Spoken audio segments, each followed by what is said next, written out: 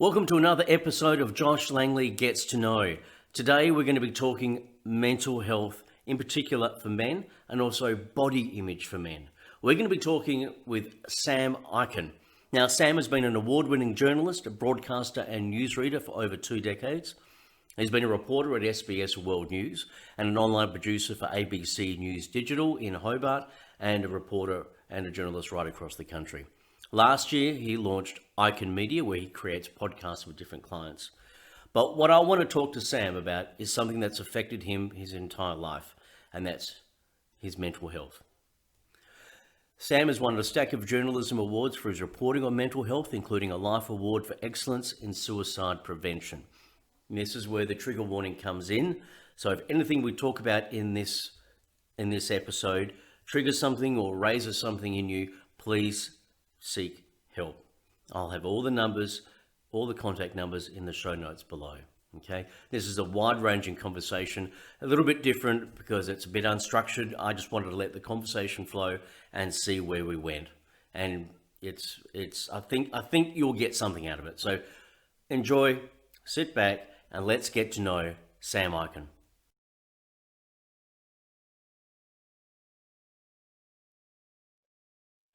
Sam Ikin, welcome to my little chat show. How are you going? It's so nice to be here, Josh. And it's nice to see you too. I think we go back quite a long way. And every time that we end up catching up, and it's usually when we're trying to help each other out in something like this, it's always really nice. I always feel really good about having a chat with you. You're the kind of person that leaves me feeling energized and, really good about the world. And I don't know why. See, look at the smile, because you're a happy little person. That's why. Because it's a mischievous smile, okay? That's right. Well, hopefully you'll be feeling good and uplifted at the end of this conversation, because we're going to go into places that We'll see. that look. I've put trigger warnings at the beginning of this video because we're going to go in places that might trigger some things for people, and we're going to get a bit serious. But I don't want it to get too bleak and dark and stuff like that. I still want optimism and a bit of hope in this conversation, Sam. So in the intro, I explained a bit about what your story is, what you've been doing and stuff like that. But before we go any further, I want to actually ask you, as a journalist and as a reporter, what is the best way we should be describing suicide? Because I know that for a lot of young people, the correct terminology is suicidal ideation, and to me, that's what does that mean for the general public? Yeah. So, what terms should be using? Well, I mean, and I'm only speaking for myself, and I know that there's some very strict guidelines that journalists are sent. But when you start using words like suicidal ideation, it doesn't mean anything. Like I think we need to use real words and put it in the real world. I mean, we're trying to teach resilience. That's the whole point. That's why, I mean, the fact that resilience hasn't been given such a high priority until recently, I think look, I don't know whether it's, I wouldn't say it's a cause, but it hasn't helped. It hasn't helped the fact that suicide's been spiraling out of control. And this is something that we have not been able to work out. So I think we need to be able to assume that the audience is going to be all right to hear some of the real words about it. You'll be watching the news and you'll hear that someone was beheaded in the Middle East, and people were crushed in a car accident, or all of these horrible things. And then we want to come to a story about suicide. We don't want to use any words that are going to upset anyone. Yeah, but it's an upsetting thing. It is a deeply upsetting thing, and it should be. It's the old adage is that the reason why they don't actually overtly report on the suicide, is because you think it's going to be a copycat, or people go, oh, that's how they did it, I'll do it myself. Do you think that is true? Do you think that's a warranted? I don't know. Again, look, I'm not sure, and I think that not reporting exactly how things are done. I mean, when somebody dies, who's like Robin Williams, who was a massive, I was a huge fan of Robin Williams, and I'd seen him pop up live a couple of times in Sydney, and I just thought he was just the most amazing person. When he died, I was, that hit me really hard, because, I mean, I've lost my dad to suicide, which I think you might want to get onto a bit later on. But for me, when I hear about somebody dying from suicide, it really it upsets me. But at the same time, I'm glad that I know that that's what happened. I want to know that there are people, really, really famous, well-off people who've got nothing in the world to worry about. If they die of suicide, I want to know that. I want to know that's what happened. It's like And that's Anthony Bourdain. He died of suicide, and he affected me when he passed away. And it was like, I suppose it did lift the lid, and it did start the bigger conversation. But I think there are ways that you can report on it without and acknowledge that it's happened without giving other people the idea that they could, that that's a good idea for them, or that's an option that they should think about. Yeah. I think there are certainly ways that it can be done with sensitivity, but that still allow this very important news to get out there. It's a huge issue and it should be reported. And I think that newsrooms tend to get caught up in things that don't matter a lot about things. Like it depends on what newsroom it is as well. Yeah, but I look. I don't know. I mean, I'm not going to point fingers or mention anyone here. I've worked in newsrooms for 20 years, all over the country, commercial, public broadcasters. There are some differences, but essentially, they're the same animal, just run by different people. And I think in general, the news as it is now is tired and old and needs a massive refresh. I mean, you have this, look, I know I'm going on a tangent, but the person standing there and they put on a voice and they talk in a way that is very authoritative so that you people out there, excuse my language, so that you out there, you will hear me and you will listen to what I say. And honestly, I mean, they've done that for 50 years. Gone. The way we consume news has completely changed. It has, and maybe that model will evolve, hopefully, but you just never know. But when it comes to things, when it comes to reporting on things like suicide as well, again, the way that they do it is old-fashioned. It's old hat. It needs to be changed. Yeah, I think so, but I don't know what it would change to. And I suppose it's having conversations like this is part of that evolution, I guess, and talking openly. Because you lost your father to suicide when you were 16. Yeah. Now, I know that you've written about that in several articles since then, recently in the last few years. How has that helped you deal with it, if you know what I mean? Oh, it hasn't helped me deal with it. I don't think so. Does it? But to put it on paper or to get it out of your head. The sharing of it, I think, it's a bit cathartic and putting it out there. I mean, otherwise you're just suffering on your own in silence.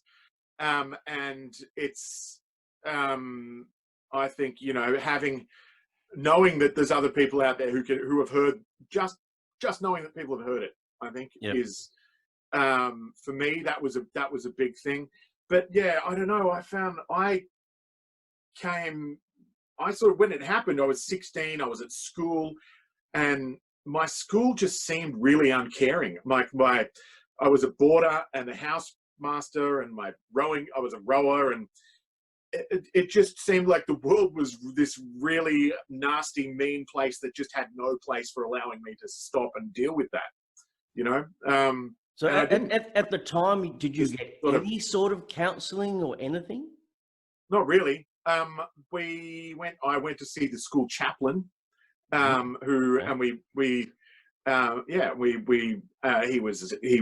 was someone who's dealt with people who are grieving before, but that honestly did nothing in terms of helping me.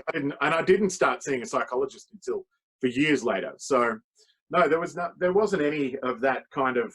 I mean, my school was still caning kids. Oh, in the mid-90s, you were still getting really sick. In the mid-90s? Smoking. Oh, wow. Yeah. This is Queensland, isn't it? How dare you? I had to mention it. No, I think it was more the old-fashioned kind of Ivy private boys' school thing. Kind of school. Yeah, it was an all-boys school, and was very traditional. But the thing about the caning, was that the teachers who did it, why? If someone asked me to beat a child, I would not do it. But I couldn't. that's what they all knew. That's what they'd been brought up with. And it's like, oh, I'll never question it. Let's just get a child, Yeah. beat them, as opposed to Yeah. reason with them. Yeah, that's right. And even now, if you talk to those teachers, they will still try and justify it as, it was what we did, and here's why it was a good idea, and I have no remorse and all this kind of stuff. And I would feel terrible if I was responsible for, inflicting pain on a child. I know, yeah. In that way. And then, caning it's not just like a whack on the bum with a ruler. It's like a, long, thin cane, and sometimes it would fling around the side of your butt. Obviously, Sam, you got the cane a couple of times then. Oh yeah, many times. And sometimes it would come right around, wrap right around, and hit you on the elbow, and draw blood. And this was the thing that was like a regular side effect from getting. And then you would have these big red welts, and they would eventually they turn blue. These big blue marks across your butt. It was. Yeah, okay. That was I'm glad I didn't go to your school.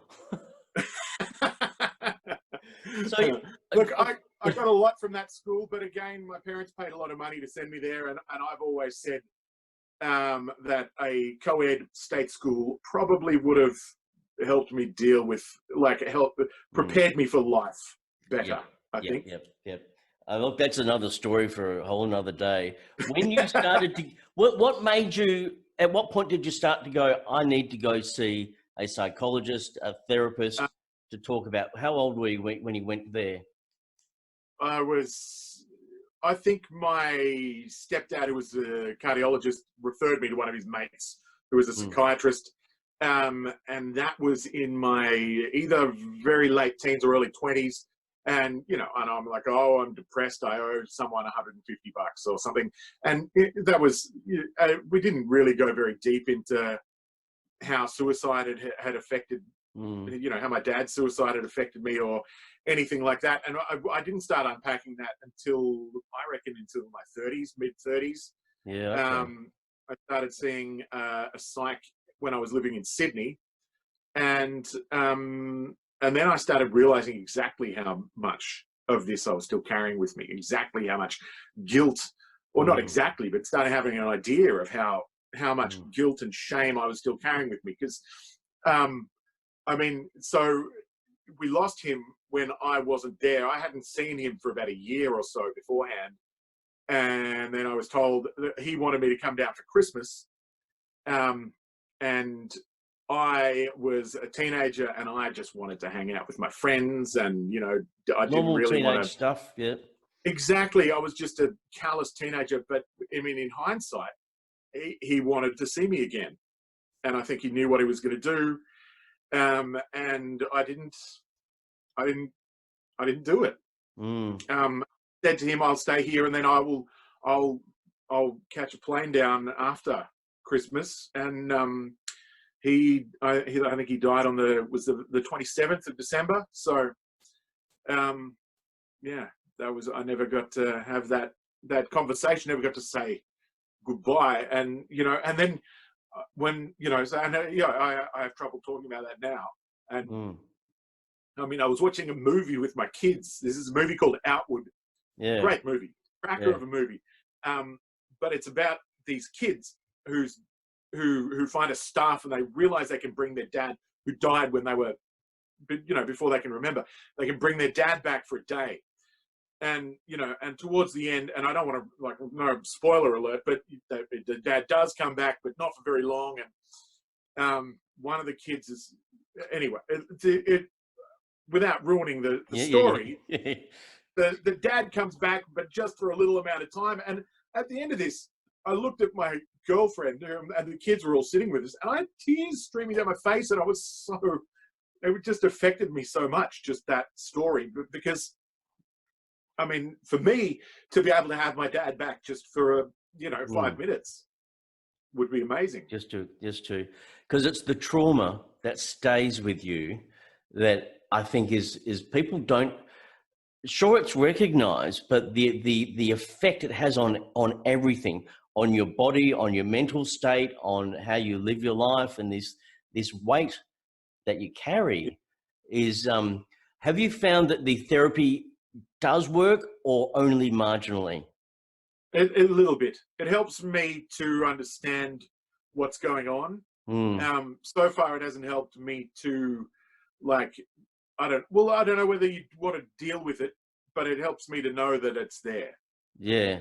Uh, And that's as be far as I've got. okay with it if you can be to a That's certain right. degree, because And it's never going to go away. that's right. And for me, I mean, the thought that I should have been there, I should have been there to save my dad, you know, Mm. but for some reason it's my fault. Yeah, and Um, that's the and guilt that you carry. Because you used the word callous teenager before, as opposed to yeah, just being a normal teenager. So it's that labeling. well, yeah, I guess so. But I mean, I think aren't all teenagers a little bit? I, when I think about But who that's I the was, point of being a yeah, teenager. I did some yeah, things that right, I just go, oh, maybe I wasn't thinking about anybody else when I did that, yada yada yada. And it's that that softness when you look back on your younger yeah, self at the moment, true, what the trauma that you have obviously doesn't allow that, and that's totally understandable. That I'm just curious as yeah, to whether therapy, all the different types of therapy, what effect that actually has, because I know some it's people it works well, some people it doesn't, and I know there's different modalities as well, like somatic therapy. What have you been having, if you don't mind me asking? well. For me, I mean, mindfulness and meditation are things that do work for me, and I've had many, Mm, excuse me, many therapists that have helped me with that. And so they give me the tools. I think therapy gives you the tools and sort of explains what's going on a bit better. But beyond that, it's up to you. yeah, And, and so I've always thought that free therapy would never work for me. And I'm only talking about myself in all yeah, of this. yeah, I don't ever say that this is the way therapy works because of my experience of it. This is all speaking in the eye.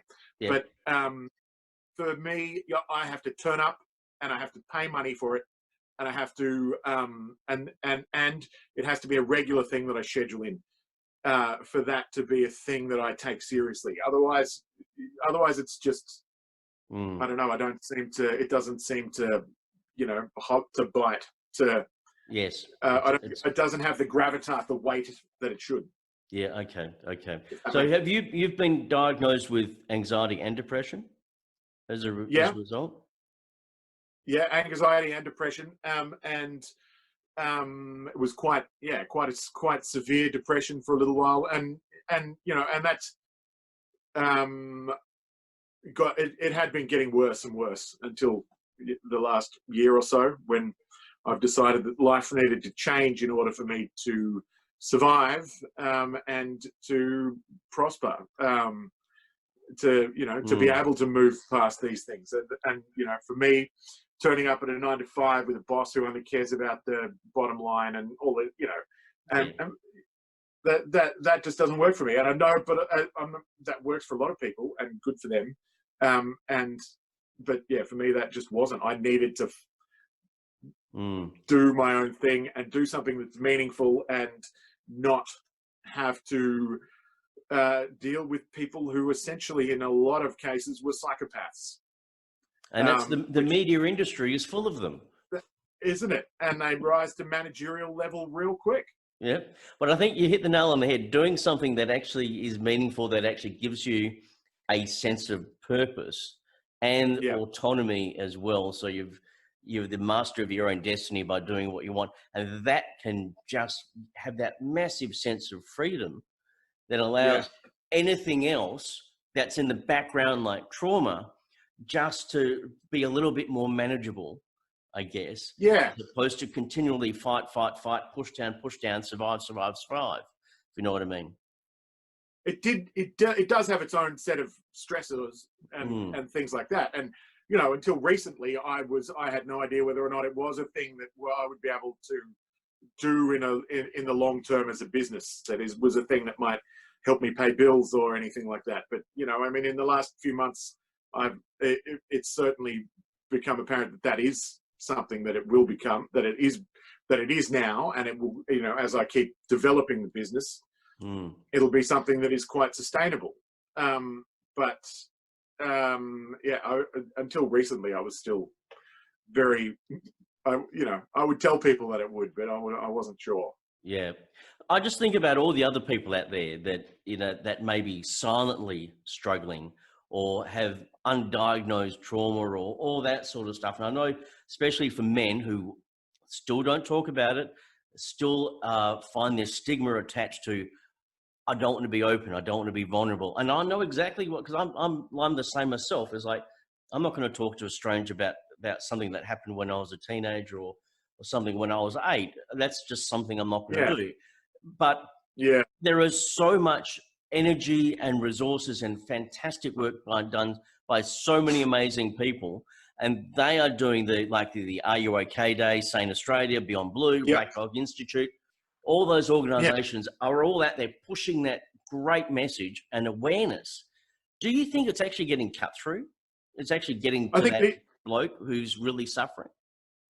well, yes, but I'm also at the moment I'm doing some work with the Butterfly Foundation. I think we'll talk about that a bit Yep. later on. But what I'm discovering through that is that mental health, at the moment, we like to compartmentalize it. You've got depression and you've got anxiety, and you deal with suicide, and you deal with eating disorders, and you deal with addictions, and these are all dealt with by separate organizations. But all of these things are so intrinsically tied together. You know, whether the anxiety is caused by the eating disorder, whether the eating disorder is caused by the anxiety, or the depression has come because you're not able to control the eating disorder, or whether you were suicidal in the first place, and all of these other things have come out of that.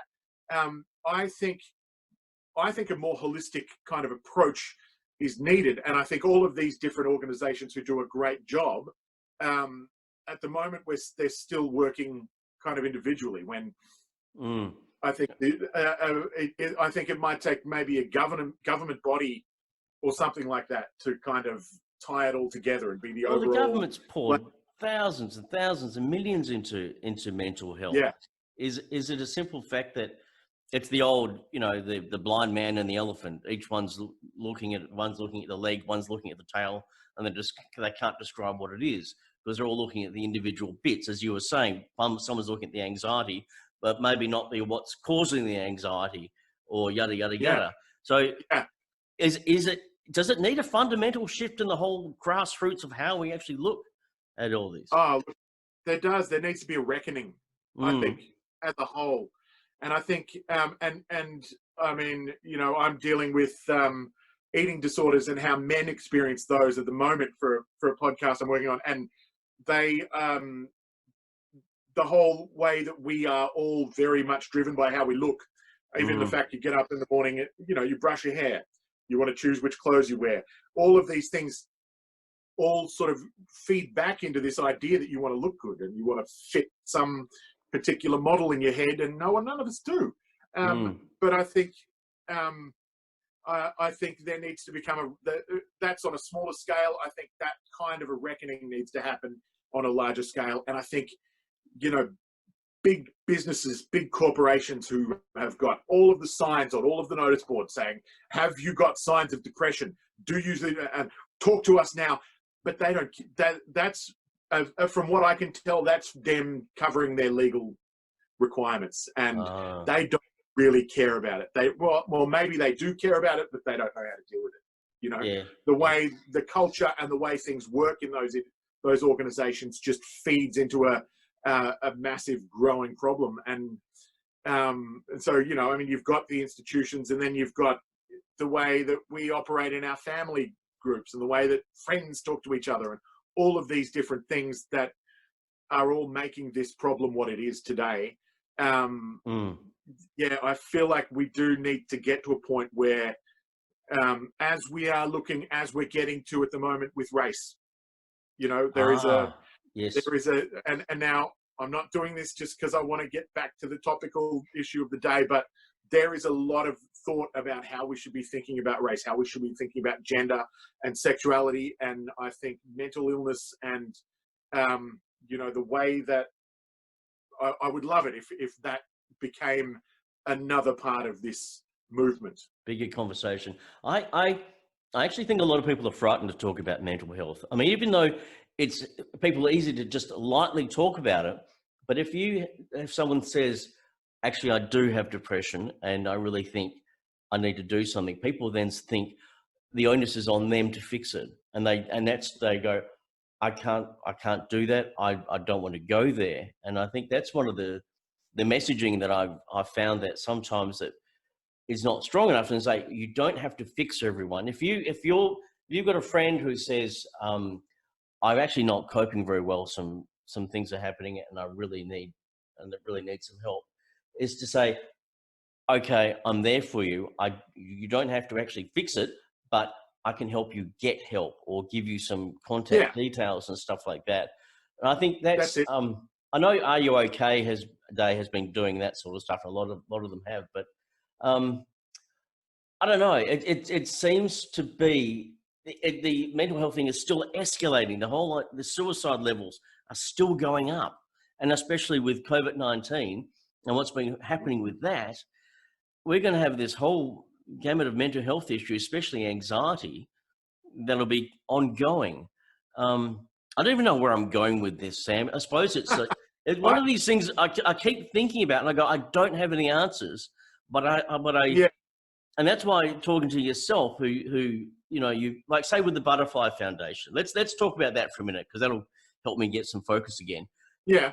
With men and body image, people don't usually go, oh, men don't have a problem with body image. They're just fine the way they are. Look at Barry down the road. He spills his beer and he drives a truck. He's fine.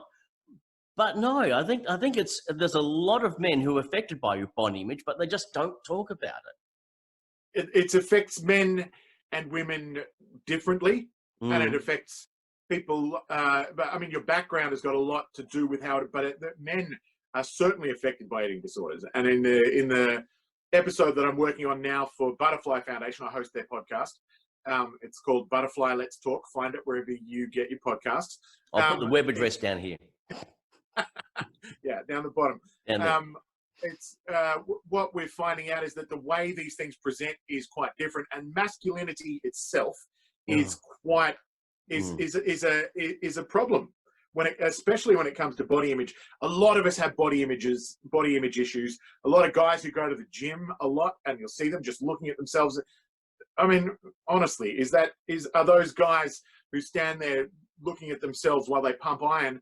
That little group of people are rife with body image issues. And I certainly don't mean to disrespect them. I think it's great that they're looking after themselves, but at the same time, we need to reach those people and let them know that if it does become a problem and this becomes something that is unmanageable for you, there is help. They're unlikely to go and look up Butterfly Foundation on the internet. And how do we reach them? So there's a massive problem among the gay community with I'll tell you about it. Yep. It's all about body image. And if you look at the Mardi Gras, my God, there's so many amazing bodies walking around. If I look at that and I think, oh my God, I would love to take part in that and be, part of this amazing community. I've been to the Mardi, it's great, but I'm not gay. You can go on the bear float. Yeah, thank you. And my ISO beard is helping me with that. See, there you go. But then I think I would feel so inadequate if I was to be out there with the way I feel about my body, which I have got many, many problems with. But they did a study, and the way they reached, this is one of the researchers that I'm speaking to, they reached thousands and thousands of people, and the way they did it was through Grindr. Perfect. That's what they all are. Running advertisements through Grindr, and people clicked on it. They're like, hey, do you have a problem with this and this and this? Click here to find out more. And they did. And they got so much data because they went where people were. Yeah. This is where this is something that particular community was using a lot at the time. Whether they still are, I don't know. I know as a straight person, Tinder is becoming something that we don't like that much anymore. But the idea of innovating and going on that, and there are Reddits which are for people who take steroids, where people can discuss about doing these illegal things in a safe way, and other people. And I mean, I certainly don't recommend anybody to take steroids, and I think obviously this is a really negative place that's encouraging people to do something that's quite harmful for their body. But that's an area where people could advertise. I mean, no advertisers want to touch that subreddit, but that's a place where, that's another place where this particular researcher was telling me you can reach people. So I think it's about trying to find people where they are, and that's something that we don't do very well at the moment. Do you know what the results were when they did the survey of the gay community, of the LGBTIQ? Yeah, I think we didn't go into that in great detail. We will in another. We'll be talking about the LGBTIQ plus community in a different episode. But I could imagine that privately, a lot of them would have opened up and said, "Look, it is so hard to sustain this body image because everyone wants to look great, everyone looks to, and it is so self-defeating because it's not real and it's not manageable and you can't sustain that." And then you get a lot of older gay blokes end up going, "I'm getting old, I'm getting flabby or whatever, I'm getting wrinkles," and then they get anxiety about being left out and being left behind. And I'm just going, that's just normal part of aging. That's just what happens. And the whole anxiety is so unnecessary. But the social pressure to look brilliant and to look sexy and to look hot is always going to be there. And I don't know how you change that. Yeah, well, so I guess getting to these people and letting them know that they're like getting them to read some stories and hear from other people who've been before them, learning from others' experience. That's the key message, but how to get those messages in front of those people. That's the issue a lot of people are facing. So that's why that's the thing that Butterfly Foundation's working on really hard. And there's a lot of really good work being done through universities that desperately need our funding at the moment. Yes, I totally agree with that one, Sam. Yes. Very important things that are being studied that we don't want to talk about. And that's the problem as well. I mean, masculinity, you just want to, if you've got a problem, you just want to sort of deal with it yourself, quietly do it. But you can't, you cannot. You need to talk to people. You need to be able to express. Men driving the discussion about masculinity or changing it or changing the narrative around it. So it's not so, because you see a lot of females, a lot of women wanting to lead that discussion going, we need to have this, we need to have it now. Are you seeing a lot of men going, I agree, let's have this conversation? I think a lot of them, I don't know. I think there's a few men who do, and I mean, from Hollywood or from your big stars, but then a lot of them go too far as well. I think you want to allow men to keep their identity as a man and to acknowledge that you are, masculinity is part of who you are. It's not a thing that you need to be ashamed of. But at the same time, we're in a world where a lot of things aren't natural, and we need to manage a lot of these things. Otherwise, you'll end up with problems. And I suppose one of the key things we'll be talking about how to manage your emotions and things like that for men. And that's why one of the things I do is try with these kids and with the kids' books that I write is get kids at an early age, especially boys, to show them that it's okay to talk about how you're feeling. It's okay to be angry and to know why you're angry and what to do in a healthy way when you are angry. Because that's why you see a lot of men as they get older, myself included, we were not shown what to do with anger or how to deal with it. And it was always a negative, but you always allow that anger to control you.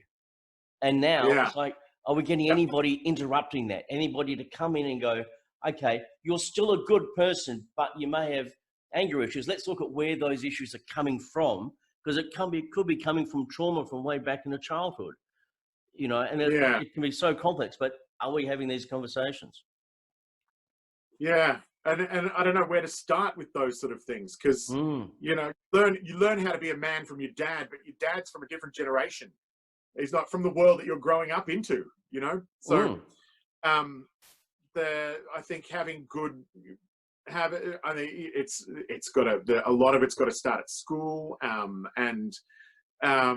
Yeah, look, I don't know. It's a very complex situation. I don't think anybody knows the answer at the moment. No, but I think just continually talking about it, raising different topics and normalizing the discussion, I think, is one of the good things. And without being polarizing.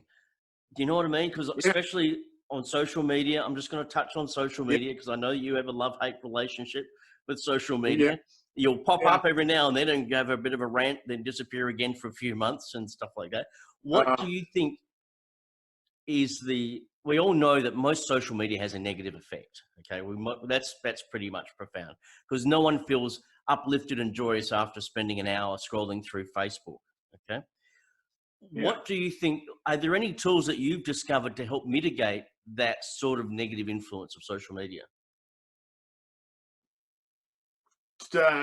Delete it. I thought you were going to say something like that. No, but look, that said, I've got all the social media apps on my phone. I don't, I look at it, I don't take part in it. I look at it now to try and get an idea of what people are talking about. I don't take part. I just don't. I don't think it's worth it. I think and I know I upset you a while ago with a post that I said, why don't we, someone was saying some horrible things. And I'm like, what if we just ignored him and didn't say anything? No one would know. But whereas, you know, and my point was that in everybody coming out and saying that guy is a horrible person and we should kill him and like we should destroy his career and do all these things and he should be hung, drawn and quartered and all of that. People were like really just go out for blood. They wanted this to really damage this person. And I thought that's not a very civilized kind of approach to that. And that's the thing I dislike about social media is the lack of humanity that you see from so many people, the absolute lack of empathy and ability to treat the other person as a human being. And so I made a tweet about how about if we just didn't, but you know, maybe then we'd miss out on all the outrage or something like that. And the amount of people who jumped on just abusing me and calling me like all sorts of names and stuff. And eventually I stopped looking at it. And like, I think I went and just deleted everything, all of my Twitter back history as well. And I do that regularly now. I delete it from, you know, there's only 3 months worth of tweets because I think it's such a dangerous thing. If people could go back to when I was a teenager and see stuff that I would have tweeted when I was a teenager and brought that forward, you know, if I was going to be hosting the Grammys or something, that I'd get no work. I would have been cancelled a long time ago, you know. But so that's my point. That's my thing with social media. I think it's become a very toxic place, and I don't choose to take part in it all that much. I choose to observe it quite a lot. I think you mentioned Twitter. And I think that's the worst cesspool of anything whatsoever. Horrible. It's just because anybody can be a keyboard warrior and just have no regard for anything, any humanity, any kindness, any empathy. As you said, there's literally no empathy whatsoever. And they can just fire off something and then walk away. And then the other person's left in tears. And I find that extremely destructive. And especially, you know, I'm not going to name examples that I saw that were celebrities last year or that I saw being absolutely ripped apart. And I'm just going, maybe you want to put yourself in the other person's shoes for 5 minutes or something like that. And it's just, Yeah. It's like I'm sending this tweet now because I want to damage that person. I want to cause them What kind of motivation is that? I don't understand why we think this is the thing that should happen. I think Sam Harris, another controversial person on Twitter, but also someone who's quite level-headed, in my opinion. He said that Jack Dorsey should just post one tweet saying, this has been a great social experiment. Now it's over. Twitter's closed. Thanks for coming. And he said you would win the Nobel Peace Prize and you'd deserve it. And I couldn't agree with him more. For people who don't know, Jack Dorsey was the one who owns Twitter and invented Twitter. And Sam Harris is very much a mindfulness. How would you describe Sam Harris? he's a philosopher. I would, or like Yes, but he's like an intellectual. He's part of the intellectual dark web. People who don't care much about what's being spoken about, or what they're supposed to be talking about. They just want to raise issues and talk very frankly and honestly about them. And yes, and his background is in Buddhism as a mindfulness person as well. And so he wrote the book Waking Up or Wake Up or something like that. Yeah. Same name of his Waking podcast. Up. Yeah. He's very much into your psychedelics now. Is he? Oh yeah, no, that's right. Microdoses. Yeah. Yeah, but also therapy, the therapy assisted psychedelics. Apparently great results. That's a story for another day. Hell yeah! All right, okay. We'll talk about now. I'm gonna wrap it up here with one last question, Sam. Yeah, go. Sure. What is the most important thing for people to remember or to focus on in life? After all we've just spoken about, what do you feel? What's the one thing that if we could just all focus on, that would make the world a better place? I think live it. You need to experience it, and don't experience it with authenticity. You know, don't look at the world you want to one day be or whatever.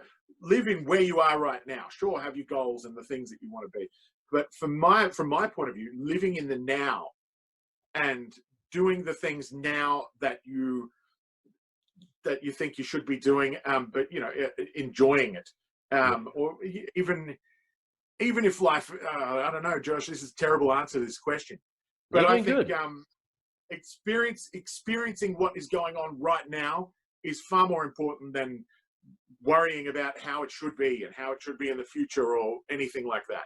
You know, if you're upset right now, you're upset right now. That's fine. Live with that, accept it, feel it. And I think that for me, that's probably the most important thing. Do I do it? No, not often. I wish. But it's something you can work towards or keep reminding yourself about. Just bring yourself back to here. For me, it's about being authentic, being me. You know, for years I wanted to be a news reporter, and I wasn't. I didn't fit any of the molds that you had for being a news reporter, and I wanted to be this thing. And then suddenly, that career kind of ended, and I didn't have this thing that I wanted to be, and I didn't care about that. I realized that wasn't something I wanted. So I got so excited when I used to see you pop up on SBS News. And we'd go, oh, there's Sam. There's Sam on the news. You watched it. There's so many people would say, oh, SBS News, you work there. I watch it every night. What do you do there? Really? Oh, they never saw you? Do you? Okay. So and a few people said that to me once after I just had the lead story every night for a week. And I'm like, I don't know. I'm just a journalist. I don't do much. Blend into the background. Look, Sam, thank you very much for being part of my little show. Now, if people want to get in contact with you via your business, they want to organize podcasts or whatever, what's their web address? How do they do it? The website is Ikin Media, IKIN media.com. IkinMedia.com. I'll put it down underneath here. Thank you. And that's got all my contact details. Or, I'm on social media. Sometimes. But I'm not very active. The website's the best way to go. Or you can reach out on LinkedIn. I'm just Sam Ikin. On LinkedIn. Beautiful. Thank you very much for having a really open and honest chat with us, Sam. Thank you. I hope I wasn't too rambly. Appreciate it. I think I rambled more. Hi, thank you very much for watching the latest episode of Josh Langley Gets to Know. Got any questions, whether you want to say whether you liked it, you didn't like the interview, and like my hair's too grey or something like that, post a comment below. I won't get upset, okay? Now, gratuitous plug here. If you want to grab my books, Being You Is Enough, Okay to Feel the Way You Do, or Magnificent Mistakes, or all three, just go to my website at joshlangley.com.au, because it's about trying to change the world one book at a time, helping one kid just to feel good about who they are and feel good in their own skin. If we can just help one child, then they may help another child, then another one, then another one, and then that's how we slowly change the world. So thank you very much for watching. and I'll catch you next episode.